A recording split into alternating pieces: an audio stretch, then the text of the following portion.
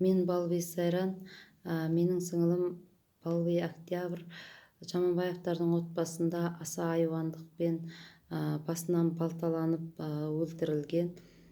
Келіндерін өлтіріп 12-13 шақырым жерге көміп тастап, өлгенін біліп отырып, сол уақыттан бастап баланы қайнапасы Баяхметова Марал өзінің атына құжаттандырып алған.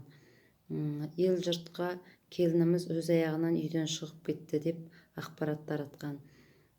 Кейін мәйіті табылғаннан кейін екі жақты келісім шарт бойынша балаларды демалыс күндері нағашылары алып тұратын болып келіскенбіз.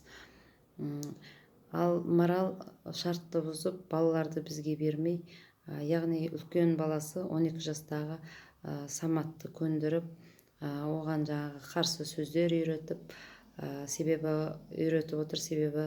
мынау сотта 12 жастағы Саматтың шешімі рөл атқарады деген делінген. Сондықтан жаңағы Саматты алдап көндіріп, кішкентай екі қызды комнатасына қамап ұстап отыр. Тақауда біз барып, демалыс күндері балаларды көрейік деп барғанымызда, Марал осындай жағдаймен бізді үйден қуып шықты.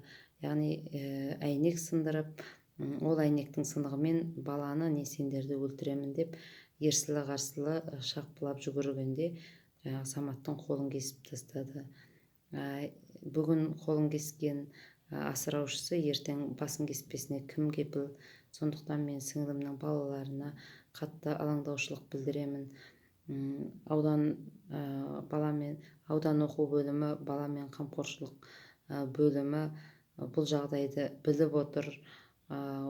Яғни бізді келісім шартқа отырғызған, жаңағы Жаманбаевтардың отбасынан баланы ала алмай отыр. Біздің талабымыз балаларды нағашы жағына өткізсе деген ойдамыз. Өлтірме! Не болды? Сен өлтірдің, қарындасын өлтірдің.